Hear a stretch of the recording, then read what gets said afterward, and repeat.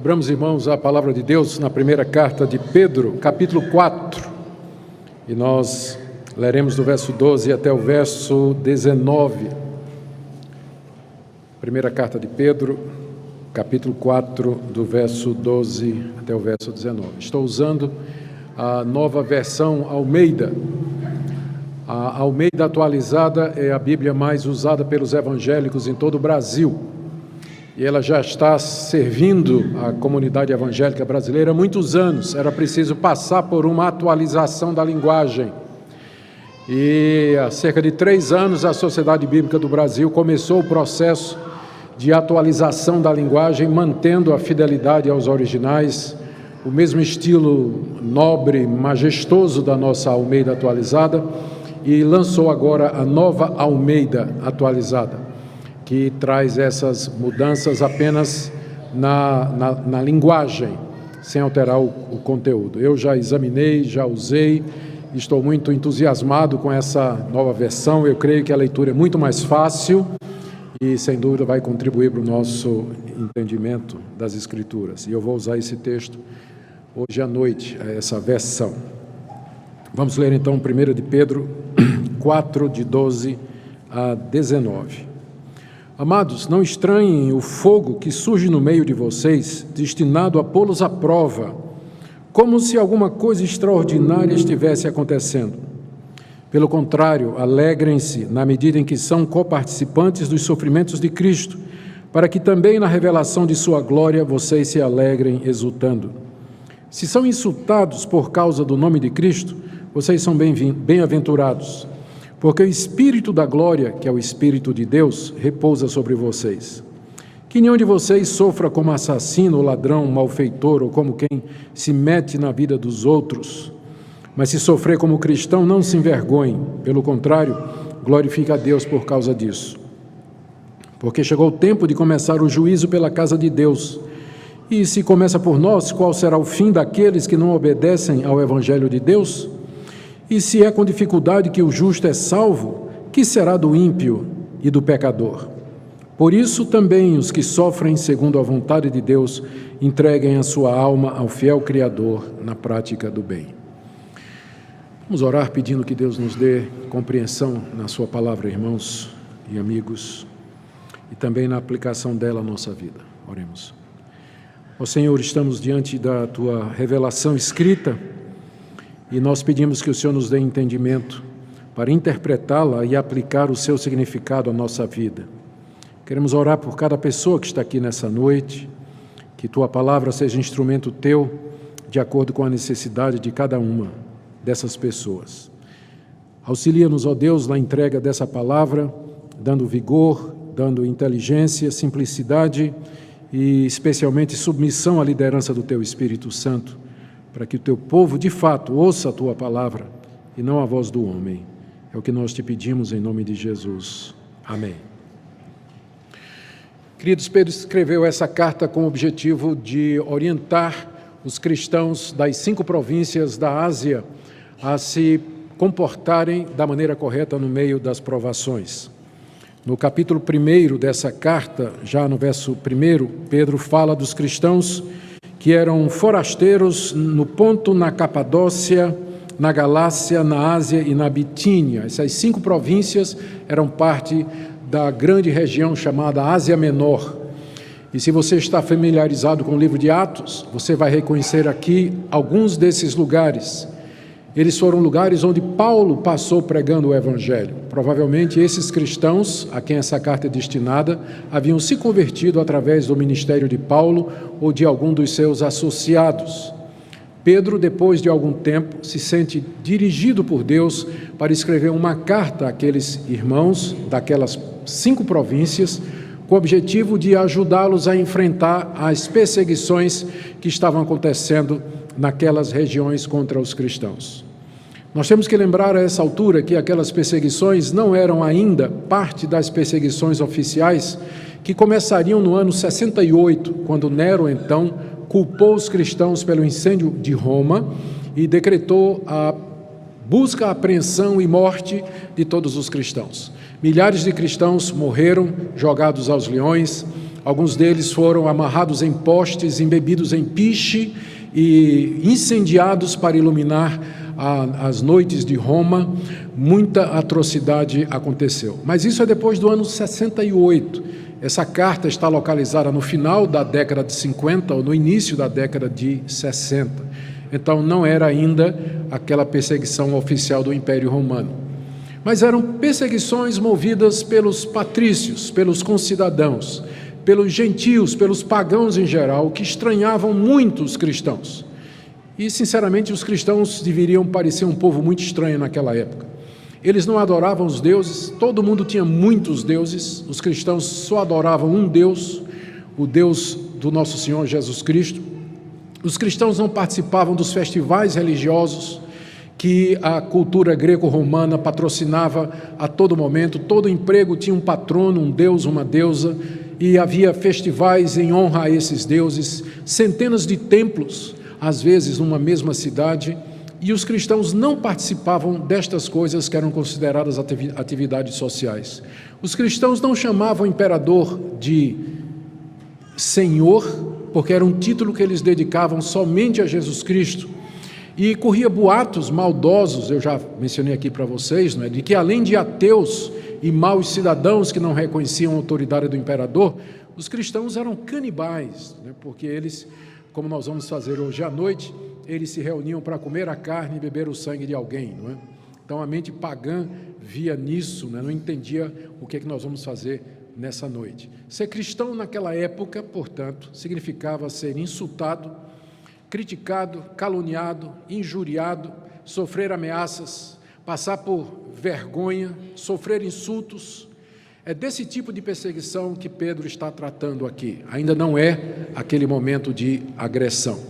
Eu tenho certeza que todos nós podemos nos identificar de alguma forma com isso, porque mesmo que no Brasil não haja a perseguição, nem o banimento oficial das práticas cristãs e do culto cristão, há, entretanto, aquilo que a gente chama de violência simbólica, que é uma hostilidade geral da sociedade, dos fazedores de opinião, da mídia, dos centros universitários, do meio acadêmico, contra o cristianismo e seus valores. Então, embora isso seja sutil, nem sempre, mas geralmente sutil, meio que velado, o cristão que quer viver o cristianismo plenamente, ele vai sentir oposição e hostilidade. O jovem cristão na universidade, por exemplo, se ele se identifica como cristão, ele vai sofrer do professor de biologia. Especialmente se ele estiver na área de humanas, então, que é muito influenciada pelo marxismo cultural, pelo ateísmo filosófico, ele vai ser perseguido pelo professor. O cristianismo vai ser motivo de chacota, o professor vai fazer de propósito. E se ele tiver no mestrado e quiser defender alguma tese que tenha, de alguma forma, algum interesse cristão, ele vai sofrer retaliação também por conta disso aí, dificuldades por conta disso aí. No trabalho, especialmente se ele trabalhar numa repartição pública, o conceito de que o Estado é laico vai ser usado para proibir que ele expresse a sua religião e suas convicções cristãs no ambiente de trabalho.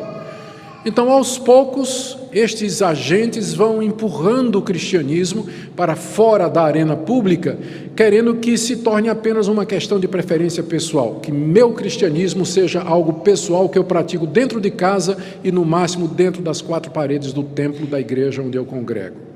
Então, isso é o que nós chamamos de violência simbólica, ou perseguição simbólica, que existe no Brasil e em alguns outros lugares. Não é como a perseguição que acontece nos países comunistas ou nos países muçulmanos, onde há leis e punições severas que vão desde castigos físicos até a morte para aqueles que professam o cristianismo abertamente. Então, o que está acontecendo aqui é, na carta, no tempo em que a carta foi escrita, era uma perseguição que já tinha passado do simbólico e tinha passado e já tinha entrado no campo da agressão verbal. O próximo passo vai ser captura e morte, além de tortura, para aqueles cristãos que não quiserem se submeter ao imperador. O meu objetivo nessa noite é trazer essas orientações que Pedro traz aqui para aqueles cristãos e aplicá-las a nós. Mas para isso nós temos que fazer algumas observações. A primeira, como eu disse, Pedro está aqui dando conselhos a quem está sendo perseguido pela fé. Alguém que está sendo perseguido porque é cristão. Então nós devemos ter isso em mente. A perseguição que havia naquela época era muito mais intensa do que aquela que existe no Brasil contra os cristãos hoje. Contudo, apesar disso, guardadas as devidas proporções, os mesmos princípios podem ser aplicados para nós. Você que enfrenta hostilidade, injúria, calúnia em diferentes ambientes em que você está. Segunda coisa que é importante mencionar é que os sofrimentos, o tipo de sofrimento que é mencionado aqui, é o sofrimento que é derivado do compromisso público com Cristo. Mas mesmo assim, os princípios que regem a maneira como nós tratamos esse sofrimento, eles podem ser aplicados aos sofrimentos que não são decorrentes necessariamente do fato de sermos cristãos. Você fica doente não é porque você é crente. Na crise que está no Brasil, sua empresa quebra, mas não é porque você é crente. Você tem um problema com o seu filho, um filho que apresenta dificuldades, mas não é necessariamente porque você é crente. Você é demitido da empresa onde você trabalhou durante tantos anos, mas não é necessariamente porque você é crente. Então, os cristãos passam também por muitos sofrimentos que não são resultado necessariamente da sua pública profissão de fé ou do seu compromisso visível com Jesus Cristo. Então, guardadas as devidas proporções, mesmo que o texto esteja falando de sofrimento que é causado por causa do nome de Jesus, nós ainda podemos fazer essa aplicação para nós. Ainda uma observação que eu preciso fazer. Há uma terceira categoria de sofrimento, que é aquele tipo de sofrimento que é resultado de uma coisa errada que o crente fez. O crente tomou uma decisão errada, ele fez uma escolha errada e as consequências vieram. E aí ele está sofrendo não porque ele é crente, mas ele está sofrendo porque fez alguma coisa errada. Então não é desse sofrimento que essa passagem está falando. Entretanto, se o crente reconhece que está sofrendo, porque ele mesmo atraiu sobre si com o seu erro, com o seu pecado, as consequências nem sempre prazerosas, ele pode diante de Deus se arrepender, ele pode confessar o seu pecado a Deus, e a promessa que nós temos na Bíblia é que Deus atende o coração contrito. E aquilo que foi um mal, Deus pode usar para o bem. Deus pode transformar a tragédia que você cometeu, o erro que você fez, mediante o perdão verdadeiro, o arrependimento sincero, Deus pode transformar no meio para que você cresça, um meio de bênção para você, se houver esse arrependimento do que eu estou falando. Ditas estas coisas, então nós podemos agora entrar nas 6 orientações que Pedro dá aqui aos seus leitores, sobre como eles deveriam olhar o sofrimento que eles estavam passando. Primeiro está no verso 12. Pedro aqui diz aos seus leitores que eles não deveriam estranhar a perseguição que eles estavam passando. Amados, não estranhem o fogo que surge no meio de vocês, destinado a pô-los à prova, como se alguma coisa extraordinária estivesse acontecendo. Eu acho que Pedro começou por aqui, porque existe uma tendência, é inegável, entre os cristãos de, às vezes inconscientemente, imaginar que pelo fato de que Deus os amou, Deus os escolheu, Deus os predestinou, que Cristo morreu por eles, que eles foram justificados, que eles foram perdoados, que não há mais condenação para os que estão em Cristo Jesus, que isso significa que Deus haverá de protegê-los de todo tipo de mal que houver no mundo.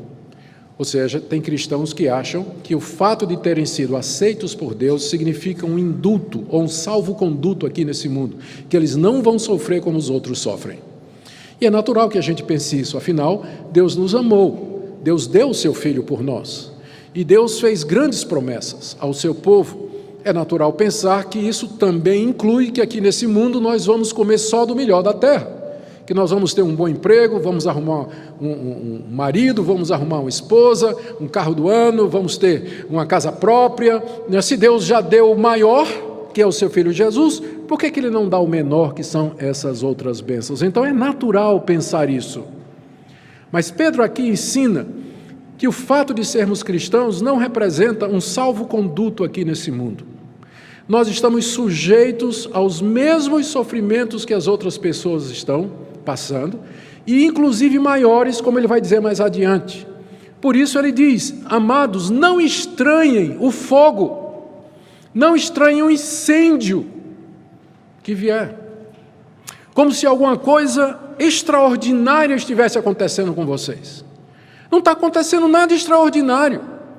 Os sofrimentos fazem parte ordinária da vida do cristão. É coisa comum. O cristão deveria saber disso, que ele está sujeito à perseguição, a falatório, à injúria, à calúnia, à hostilidade, e quando não isso, os sofrimentos que são parte da humanidade da qual nós pertencemos. Portanto, não estranhe, do tipo assim, Deus, espera aí, por que isso está acontecendo comigo? Por que isso está acontecendo com a minha saúde? Por que isso está acontecendo com a minha família, com o meu trabalho, com a minha empresa, Senhor? Pensei que o Senhor gostava de mim. Pensei que eu era uma pessoa especial diante do Senhor. Porque o Senhor me amou, o Senhor me fez tantas promessas, eu pensei que eu seria tratado de uma maneira diferente aqui nesse mundo. A resposta é não. Não. Não tem nada na Bíblia que diga que os filhos de Deus aqui nesse mundo serão poupados de sofrimento, de dor, de doença, de crise, de perseguição, de injúria, de calúnia e de injustiça. Por isso Pedro diz, não estranhe. Não está acontecendo nada extraordinário. O que está acontecendo é aquilo que Deus planejou para acontecer na vida do seu povo. Os sofrimentos são parte da nossa vida comum. Não tem nada extraordinário acontecendo aí no meio de vocês, quando vocês estão sendo perseguidos, hostilizados ou passando por dificuldade. A diferença é que nós sabemos o motivo pelo qual nós estamos passando por dificuldades e sofrimentos. Pedro diz no verso 12, não estranhe o fogo que surge no meio de vocês, destinado a pô-los à prova. A palavra grega que foi traduzida aqui como pô-los à prova é a mesma palavra que é usada para a depuração de metais. O ourives pegava o ouro bruto, colocava dentro de uma fornalha, a fornalha aquecia aquele material bruto, o ouro, que tinha um ponto de ebulição diferente dos materiais impuros que estavam a eles agregados.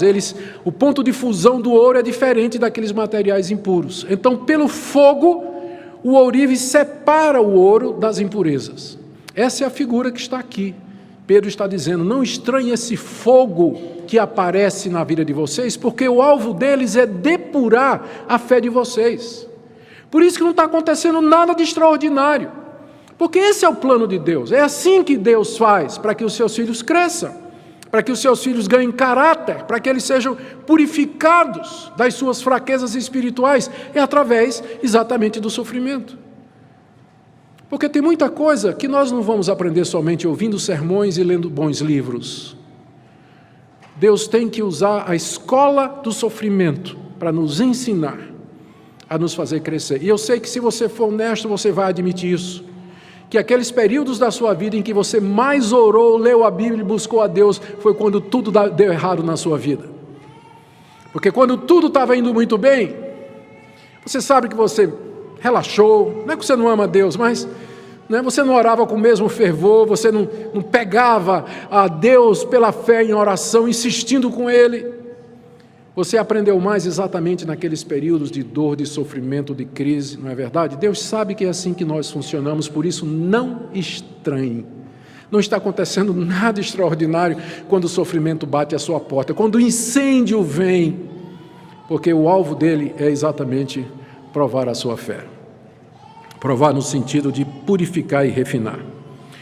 A segunda orientação de Pedro é a contraparte disso. Se por um lado nós não devemos estranhar, por outro, nós devemos nos alegrar, é o que diz o verso 13. Pelo contrário, diz o apóstolo, alegrem-se na medida em que são coparticipantes dos sofrimentos de Cristo, para que também na revelação de sua glória vocês se alegrem exultando. Em vez de estranhar o sofrimento, Pedro diz, vocês deveriam se alegrar. A alegria que Pedro recomenda aqui, e nós não devemos entender mal o que ele escreve, não é cinismo, não é de você assim pretender que você está feliz, quando no fundo do seu coração você está sofrendo muito com aquilo que está lhe acontecendo. A Bíblia não proíbe que você diga a Deus, está doendo, Senhor, está doendo e muito, muito, está doendo, eu não sei se eu vou conseguir. A Bíblia não proíbe que você diga a Deus isso. Mas você tem aqui que fazer a distinção entre a alegria com o sofrimento, não é isso que a Bíblia diz, se alegrem por causa dos sofrimentos, e a alegria no sofrimento, que é essa que é recomendada aqui, ou seja, no meio do sofrimento que faz você ficar triste, você tem essa atitude de alegria, dizendo a Deus, eu sei por que isso está me acontecendo. Isso aqui não é porque o Senhor não me ama, não é porque o Senhor está querendo me destruir, que o Senhor está vindo contra mim, não. Isso aqui é exatamente porque o Senhor me ama e o Senhor está me corrigindo e me preparando para a glória. Então, é nesse sentido que o crente tem uma atitude de alegria no meio dos sofrimentos que ele passa, mesmo que as suas emoções estejam profundamente entristecidas com tudo isso. Pedro aqui diz que nós devemos nos alegrar, eu queria chamar a sua atenção para isso. Verso 13, alegrem-se na medida em que são coparticipantes dos sofrimentos de Cristo. Está aqui a razão pela qual nós devemos nos alegrar no meio do fogo que surge no meio de nós, em vez de estranhá-lo.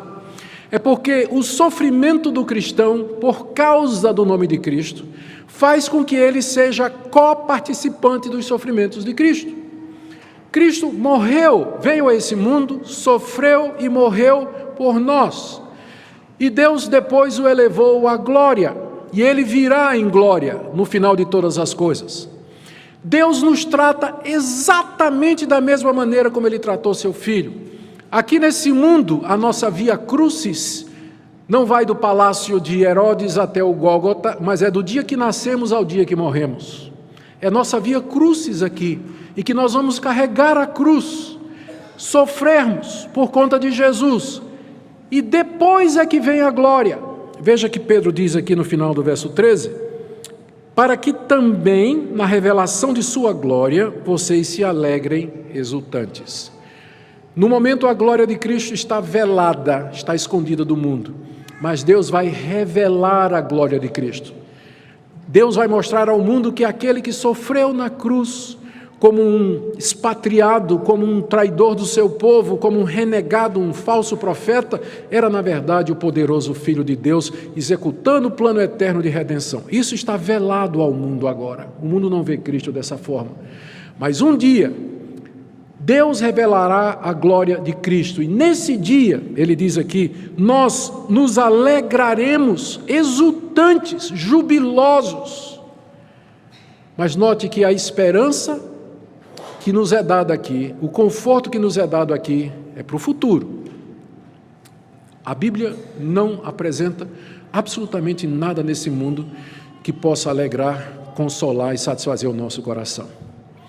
Família, bens, prazeres lícitos, coisas bonitas, viagens, carros, posses, lazer, tem tanta coisa boa nesse mundo, mas nada disso satisfaz plenamente o nosso coração. A Bíblia sempre diz que nós somos peregrinos e passageiros aqui. Só no livro de Pedro, nessa carta, na primeira carta que ele escreve, pelo menos 3 ou 4 vezes ele se refere aos seus leitores como peregrinos, forasteiros aqui nesse mundo, para lembrá-los que nós não temos nada aqui nesse mundo que seja definitivo e pelo qual vale a pena ficar aqui para sempre.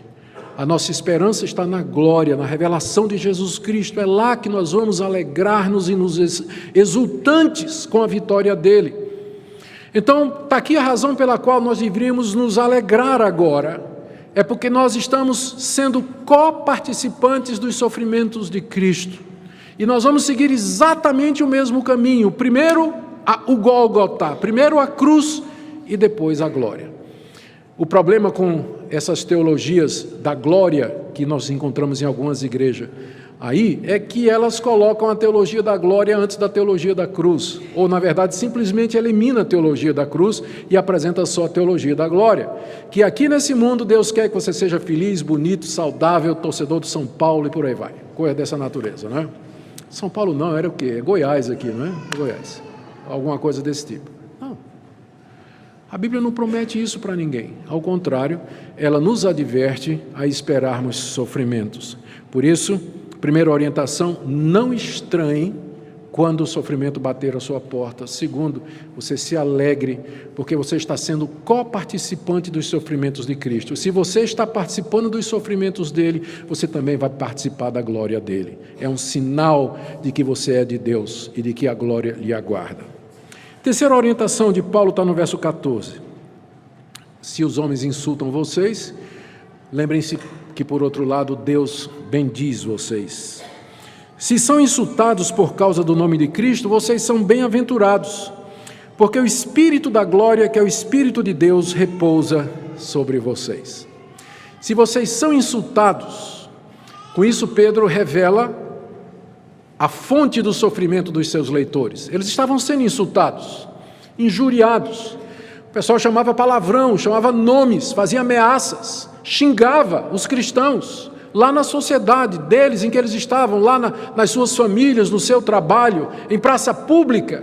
Ser cristão significava ser achincalhado na rua. Lá vai um cristão, é um deles. Significava isso, sofrer insultos, derivados da fé em Jesus Cristo, como Pedro diz aqui. Se são insultados por causa do nome de Cristo, que significa porque vocês pregam o nome de Cristo ou porque vocês vivem de maneira digna do nome de Cristo. Então, por isso, vocês são insultados. E isso é verdade. Se o cristão proclamar o nome de Cristo e se ele viver de maneira digna do nome de Cristo, ele vai ser insultado. Fizeram isso com os profetas, fizeram isso com Noé, fizeram isso com o Senhor Jesus Cristo, fizeram isso com os apóstolos, fizeram isso com os mártires através da história da igreja. Por que não fariam conosco? Se você proclama o nome de Cristo e vive de maneira digna desse nome, você vai ser insultado. Mas isso, longe de ser um sinal do desfavor de Deus, é um sinal da sua bem-aventurança. Olha o que Pedro diz: se vocês são insultados por causa do nome de Cristo, vocês na verdade são bem-aventurados, vocês são felizes.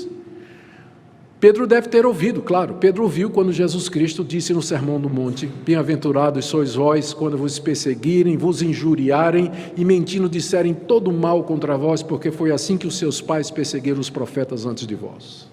Pedro está aqui ecoando as palavras de Jesus Cristo e dizendo aos seus leitores: essas perseguições, na verdade, mostram que vocês são bem-aventurados. E ele acrescenta um argumento no final do verso, quando ele diz assim: porque o Espírito da glória, que é o Espírito de Deus, repousa sobre vocês. Pedro está aqui juntando duas metáforas, dois eventos, vamos dizer assim. O primeiro é tirado do Antigo Testamento. Quando ele fala aqui do Espírito da glória, o Espírito de Deus repousando, isto é, descendo e pairando. A primeira figura que nós temos no Antigo Testamento é da nuvem da glória de Deus, chamada Shekinah, que quando terminou-se a construção do tabernáculo por via de Moisés, aquela nuvem desceu e repousou sobre o tabernáculo, representando a chegada da presença de Deus naquele tabernáculo, consagrando aquele lugar para o serviço dele. A nuvem da glória era uma teofania, era uma manifestação visível de Deus. Era uma nuvem brilhante, era uma nuvem impressionante. Ela havia repousado sobre o alto do Monte Sinai durante aqueles 40 dias em que Moisés lá esteve conversando com Deus e recebendo a lei. Diz lá o texto de Êxodo que a nuvem cobria o topo do monte e dela saíam trovões e o monte fumegava, não é? Ninguém podia tocar no monte, que seria morto. Tal a glória de Deus, a majestade de Deus naquela nuvem. Essa é a mesma nuvem que guiou os israelitas no deserto, que repousou sobre o tabernáculo, e séculos depois, quando Salomão construiu o templo lá em Jerusalém, aquela nuvem outra vez desceu e encheu o templo. E diz lá o texto de 2 Crônicas, segundo livro das Crônicas, que Salomão nem podia ministrar, e nem os sacerdotes podiam ministrar, por conta da presença gloriosa da glória, por causa da presença da glória de Deus que encheu todo o templo. Essa é a nuvem da glória, o Espírito da glória. Mas a segunda figura que está associada aqui, já é no Novo Testamento, é quando o Senhor Jesus é batizado no Rio Jordão. O texto diz que os céus se abrem e o Espírito de Deus desce sob forma de pomba e repousa sobre Cristo, as mesmas palavras que estão aqui. O Espírito de Deus descendo e repousando sobre Cristo. Essa mesma nuvem que mais adiante vai aparecer no Monte da Transfiguração, quando Jesus sobe com seus discípulos e uma nuvem cobre o pico do monte e Moisés e Elias aparecem em glória falando com Jesus Cristo. Creio que todas essas figuras estão aqui. O que Pedro está dizendo é o seguinte: vocês são insultados porque vocês estão cheios do Espírito da glória, cheios do Espírito de Deus. Vocês são insultados porque o Espírito de Deus repousa sobre vocês. Todo aquele cristão que é cheio do Espírito Santo, ele vai experimentar insulto. Eu sei que hoje em dia o que se destaca quando se fala em plenitude do Espírito são manifestações. Se você for cheio do Espírito Santo, você vai ter manifestações. E alguns associam dom de línguas, profecia, visão. E aí vem os exageros, que a gente sabe que não são todos os nossos irmãos pentecostais, mas algumas linhas pentecostais e neopentecostais vão falar de cair no Espírito, dançar no Espírito, dar cambalhota no Espírito, rir no Espírito. Geralmente é isso que se associa com a ideia do Espírito da glória de Deus repousar sobre uma pessoa. Só que Pedro aqui acrescenta um elemento que ninguém está interessado quando fala em avivamento. Se o Espírito da glória de Deus vier sobre você e encher você, você vai ser insultado. Você vai passar por dificuldade na sua faculdade, na sua família, no seu trabalho, porque o Espírito de Deus vai refletir a santidade de Deus, a glória de Deus na sua vida, e o mundo não suporta isso. Jesus Cristo mesmo disse aos seus discípulos: eu vou mandar para vocês o Consolador, que o mundo não pode receber, mas ele estará sobre vocês. Por que o mundo não pode receber? Exatamente porque há esse antagonismo entre o mundo e as coisas de Deus. Então, se os homens insultarem vocês por causa do nome de Cristo, na verdade, vocês são bem-aventurados, porque isso é uma prova de que o Espírito da glória, o Espírito de Deus, ele repousa sobre vocês.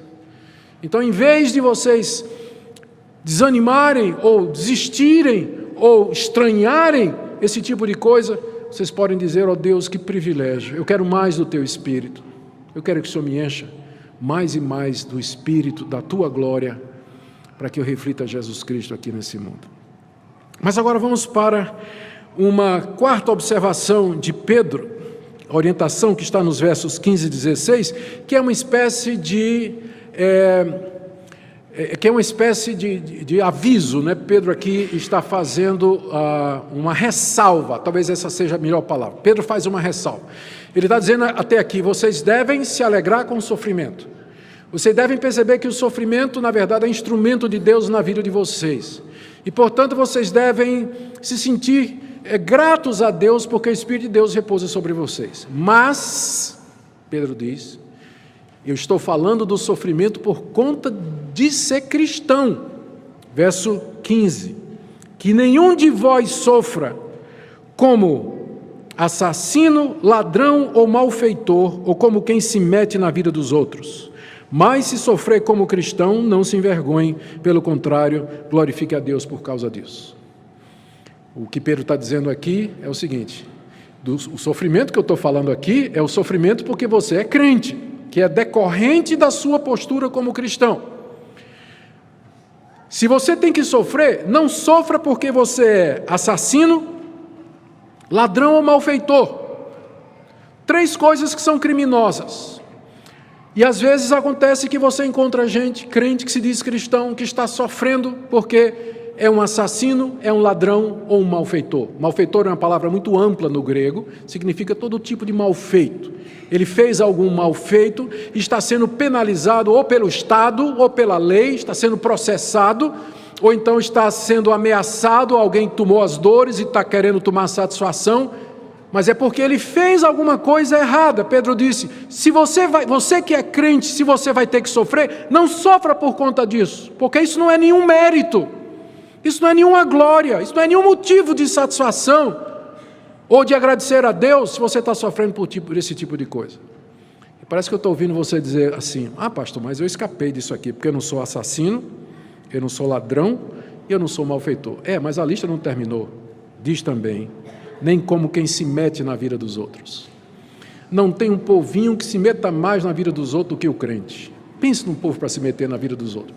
Crítico, julga todo mundo, discerne as intenções e condena no coração, dá sua opinião, vai no Facebook criticar todo mundo, sabe de tudo, se mete na vida dos outros.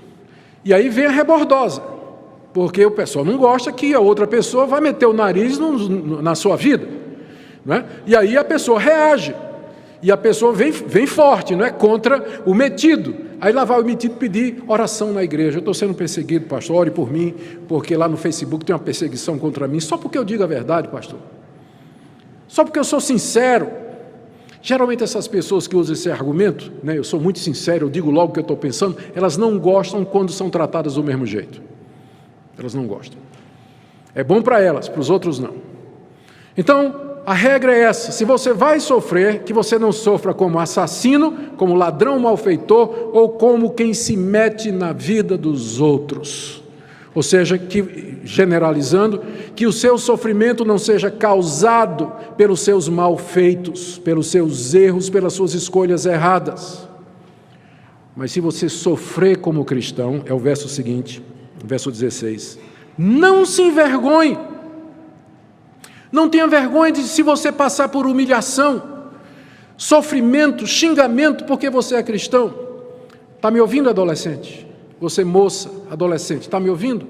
Quando as suas coleguinhas da escola disserem assim, tu tem 15 anos e ainda é virgem, não fique com vergonha, não. Não se envergonhe por isso, não. Dê graças a Deus por isso. Você jovem que está me escutando, quando lá na universidade, os amigos chegarem com filme pornográfico ou foto pornográfica no celular, mostrar para você e eles começarem a zombar e rir da sua cara, não tenha vergonha disso não, de sofrer bullying por conta disso. Não se envergonhe disso não. Você devia ter vergonha, era de participar das imoralidades e da vida desenfreada das pessoas ao seu redor e ser como um deles. É disso que você devia ter vergonha. Mas se você sofre como cristão, não se envergonhe disso. Ao contrário, veja o que Pedro diz, final do verso 16, glorifique a Deus por causa disso. Oh Deus, graças te dou. Que privilégio sofrer pelo teu nome. Que bênção, deixa eles xingarem. Lá vai o santarrão, né? Lá vai o santarrão, amém, Senhor. Deixa eles falarem, né? Lá vai o santinho, oh Senhor, glória. Obrigado, que privilégio, né? É melhor ser chamado disso do que ser chamado de o impuro, não é? Aquele cara é viciado em pornografia. Não, isso aí você tem que ter vergonha disso. Mas você deve dizer, Deus, obrigado, porque o Senhor tem me dado uma vida pura e eu quero viver para a tua glória.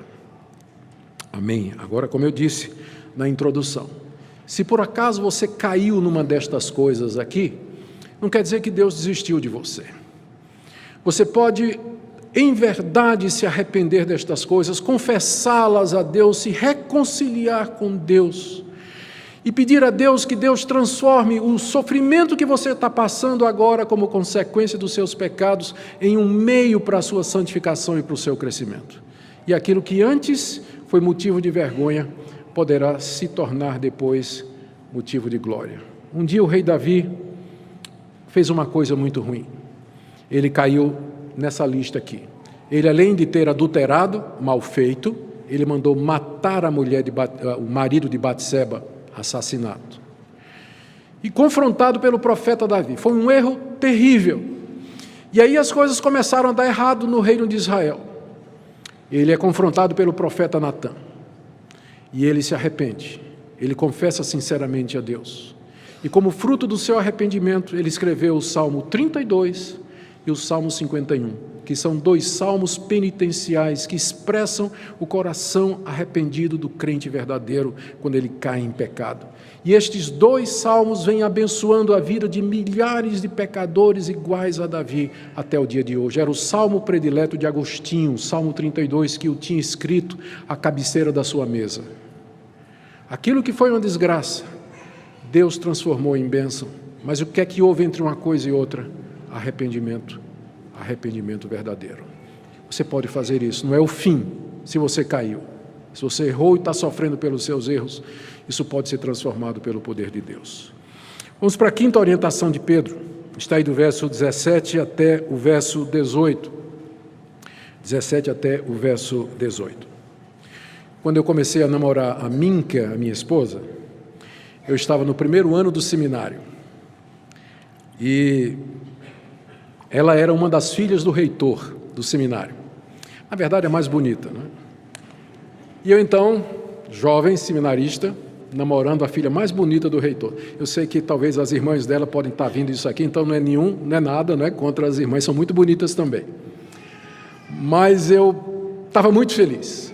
O pai da Minka me chamou, pastor Francisco Leonardo, pastor holandês, de linha bem conservadora, e disse: meu filho, eu vou lhe dizer uma coisa e quero que você esteja preparado. Durante o seu tempo aqui no seminário, eu vou lhe tratar com muito mais severidade do que eu vou tratar os outros alunos.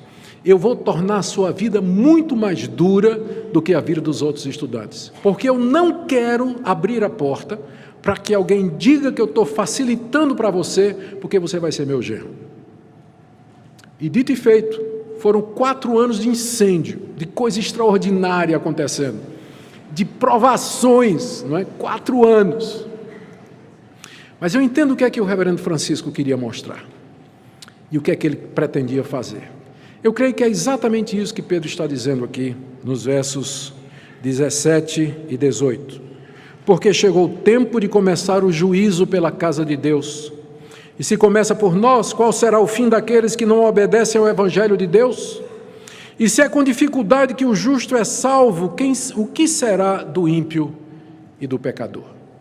O que Pedro está dizendo aqui é que Deus já começou a derramar o seu juízo sobre a humanidade.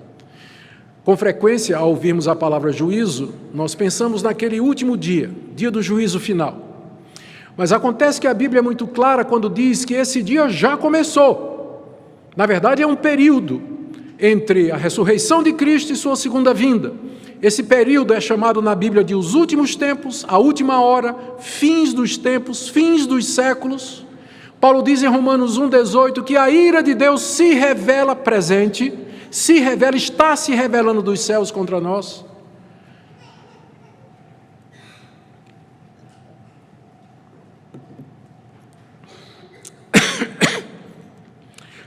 A tosse faz parte disso, eu sei, também. Ou seja, não somente o dia da salvação já foi anunciado, está sendo anunciado ao mundo, mas junto com a salvação também é anunciado o juízo de Deus. E Deus já derrama os seus castigos temporais sobre a humanidade. Que castigos temporais são estes?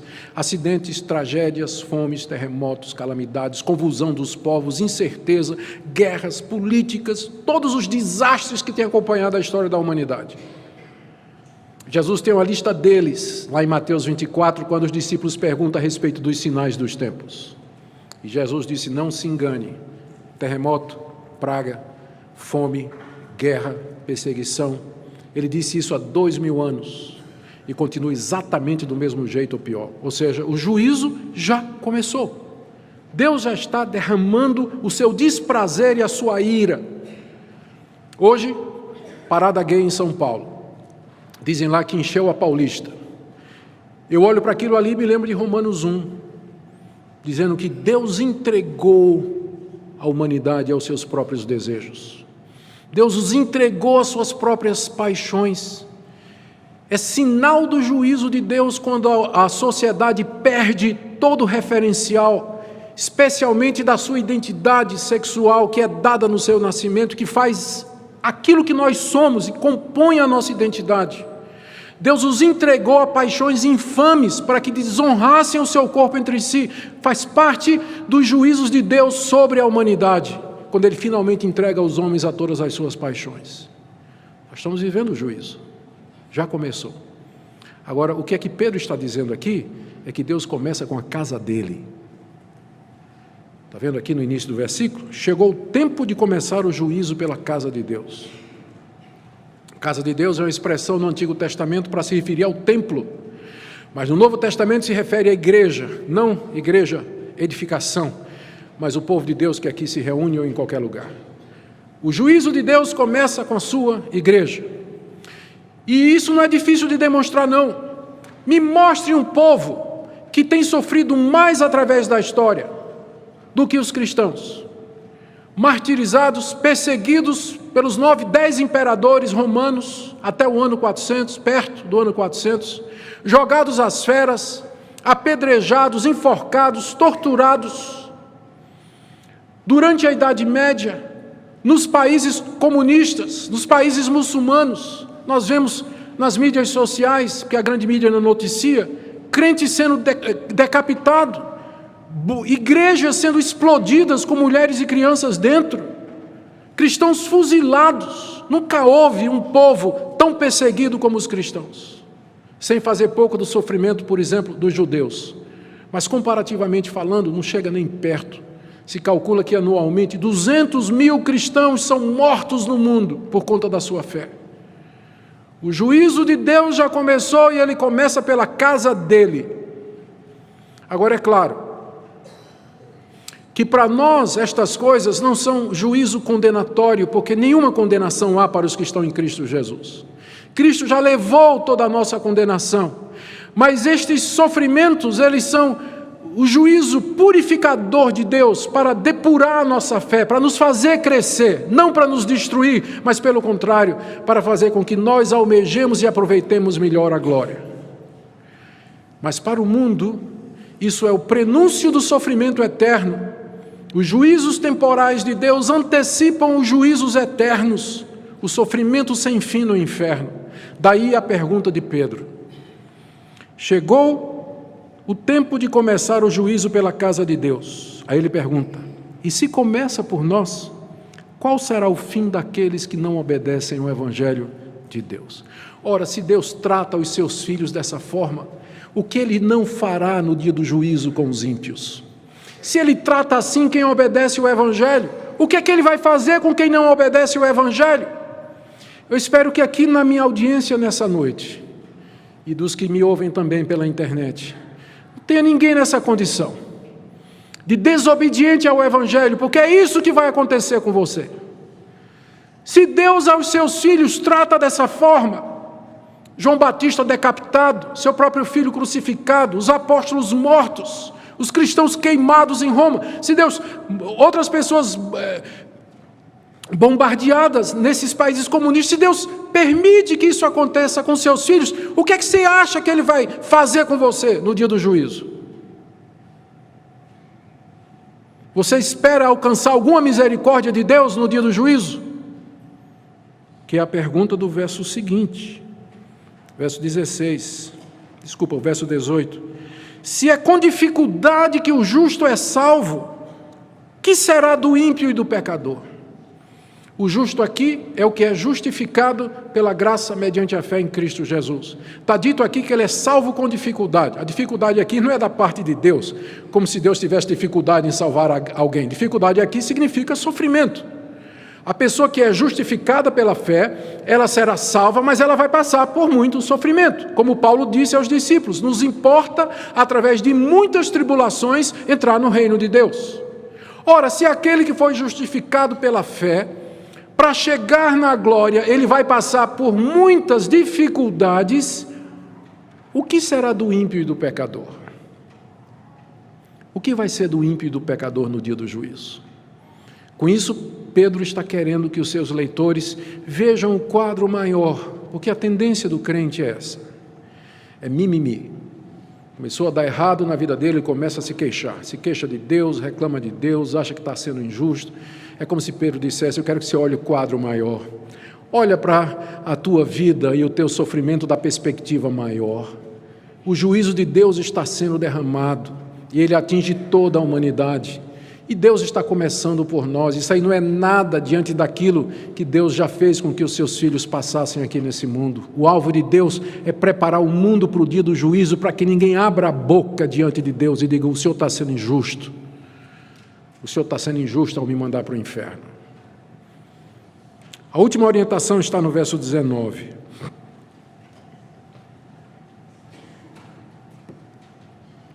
Por isso, ou seja, à luz do juízo de Deus que se aproxima e que já está presente, também os que sofrem segundo a vontade de Deus, entreguem a sua alma ao fiel Criador na prática do bem. Então, primeira observação aqui, o que salta à vista é o fato de que Pedro diz que o sofrimento é da vontade de Deus, o que contraria aquela teologia que você talvez esteja acostumado a ouvir, que diz que todo sofrimento é do diabo, e que a vontade de Deus é só coisa boa para os seus filhos. De fato, Deus só quer coisa boa para os seus filhos, só que essas coisas boas às vezes são alcançadas através de métodos amargos, não é? Métodos amargos. Mas então você já sabe aqui por esse versículo que a vontade de Deus é que o seu povo sofra. Os que sofrem segundo a vontade de Deus. Faz parte do plano de Deus, faz parte do projeto de Deus, o sofrimento como um componente da vida cristã. E por isso nós vamos sofrer aqui. Por isso você não vai mais dizer, eu decreto que esse sofrimento está fora, eu não aceito, eu declaro vitória, que caia todo mal e todo sofrimento agora, né? Você vai parar de fazer isso, né? Porque não tem base bíblica nenhuma para você dizer isso. E você vai dizer assim, Deus, o sofrimento eu estou vendo aqui, é a vontade do Senhor para a minha vida. Então eu quero que o Senhor me ajude a abraçar esse sofrimento da forma certa, que eu não desperdice o meu sofrimento, que ele seja um instrumento teu na minha vida, para que eu cresça, para que eu seja resiliente, para que eu seja paciente, para que eu aprenda pureza, perseverança, santidade. Porque agora eu vejo que de fato é a tua vontade. Como foi para o teu filho que orou, se possível passa de mim esse cálice, mas se não, que seja feita a tua vontade e não a minha. E a vontade de Deus para o seu filho era a cruz mesmo, ainda que ele no coração tinha pedido diferente. Então você já aprendeu isso. Segunda coisa, Pedro se refere a Deus aqui como sendo o Criador. Entregue a sua alma ao fiel Criador. E eu creio que essa é a designação mais apropriada de Deus, realmente aqui nesse contexto. Deus como Criador evoca o fato de que Ele é todo-poderoso. Ele do nada fez tudo o que existe. Portanto, Ele também controla tudo o que existe. Toda a criação obedece ao seu comando. Ele controla a providência, controla a história, controla os acontecimentos, nada ocorre fora do seu querer. Ele pode mandar o sofrimento, ele pode suspender o sofrimento. Tudo está debaixo do poder sábio de Deus. Mas ao mesmo tempo que esse Deus é o Criador, Pedro diz aqui que ele é o fiel Criador. O que imediatamente nos lembra que esse Deus Todo-Poderoso, Ele nos fez promessas, Ele fez uma aliança conosco, Ele fez um pacto conosco, celebrado no sangue de Cristo Jesus, que disse, esse é o sangue da nova aliança. Deus tem um pacto com o seu povo, e nesse pacto Deus promete nos fazer bem, nos perdoar os pecados, nos receber como filhos, nos dar a vida eterna, e nos fazer herdar o novo céu e a nova terra onde habita a justiça. Por que Pedro chama Deus então do fiel Criador? É porque era exatamente isso que aqueles cristãos sofredores precisavam lembrar. Deus não estava esquecido deles. Deus não esqueceu as suas promessas e Ele é poderoso para cumpri-las. Deus haverá de cumprir tudo que nos prometeu. Ele vai nos dar a vida eterna, Ele vai nos dar um novo céu e uma nova terra. Não haverá mais lágrimas, Ele vai enxugar toda a lágrima dos nossos olhos. As doenças serão plenamente curadas. Nós seremos ressurretos com corpos perfeitos, imortais, incorruptíveis. Deus nos prometeu tudo isso em Cristo Jesus e Ele é fiel e poderoso para cumprir. Só que não é agora. Portanto, enquanto esse momento não vem, qual é a recomendação aqui? Entregue a sua alma ao fiel Criador, como Cristo na cruz. Pai, nas tuas mãos, entrego o meu espírito. Me entrego completamente a ti, sem reservas. Aceito a tua vontade, me submeto a ela. Faz de mim conforme o teu querer. Usa-me para a tua glória. E de que maneira nós podemos demonstrar isso na prática? Pedro diz aqui no final do verso 19, entreguem a sua alma ao fiel Criador na prática do bem. Nós demonstramos isso praticando o bem. O que é o bem aqui nesse contexto? Não insultar quem nos insulta, não nos vingarmos de quem nos faz mal, não falar mal de quem fala mal de nós, abençoar os que nos maldizem, e ajudar aqueles que nos perseguem, ou seja, viver como Cristo viveu. Na prática do bem, nós entregamos a nossa alma ao fiel Criador e nos submetemos a Ele e dizemos, ainda que tudo isso venha contra mim, eu vou fazer a tua vontade e vou praticar o bem. Como está você nessa noite? Eu sei que há pessoas aqui que estão passando por dificuldades. Se nós abríssemos a oportunidade aqui para dar testemunho dos irmãos passarem dos problemas ou fazerem pedidos de oração, a fila ia ser grande aqui. Todo mundo tem alguma coisa a pedir a Deus, o alívio de alguma dor e de algum sofrimento. Eu queria que você meditasse no que você ouviu hoje à noite e fizesse a pergunta: eu estou sofrendo por quê? Qual é a causa do meu sofrimento? Segundo, o que é que Deus quis me dizer hoje à noite a respeito do meu sofrimento? Como eu devo encarar? Que atitude eu devo tomar nessa noite? O que é que eu tenho que mudar na minha vida diante da palavra que eu vi nessa noite? Terceiro, talvez você devia orar mais por aqueles que estão sofrendo ao seu redor, em vez de se meter, como Pedro diz, criticando e julgando, mas orando, consolando, sendo um abençoador, levando essa palavra para essas pessoas, porque os sofrimentos, de fato, fazem parte aqui da nossa vida. Nós iremos agora celebrar a ceia do Senhor. Nós vamos tomar do pão, que significa o corpo partido de Cristo, e vamos beber do cálice, que aponta para o seu sangue derramado ali na cruz. E ao fazer isso, nós vamos refletir e meditar nos sofrimentos do nosso Salvador por nós, e nisso você vai encontrar consolo, em ser co-participante dos sofrimentos de Cristo. Oremos. Deus bendito, nós pedimos que ao celebrarmos agora a morte e os sofrimentos do Teu Filho por nós, e também a sua ressurreição, que o Senhor alegre o nosso coração, que o Senhor dê sentido à nossa dor, que o Senhor nos traga clareza no meio das trevas e do medo que por vezes invade o nosso coração. Que seja uma noite de alegria, de celebração e de submissão a Ti. Se alguém aqui nessa noite que ainda não conhece a Jesus, se algum filho ou filha Teu que estão desviados dos Teus caminhos, nós oramos que seja uma noite de reconciliação. Fala ao coração do Teu povo em nome de Jesus. Amém.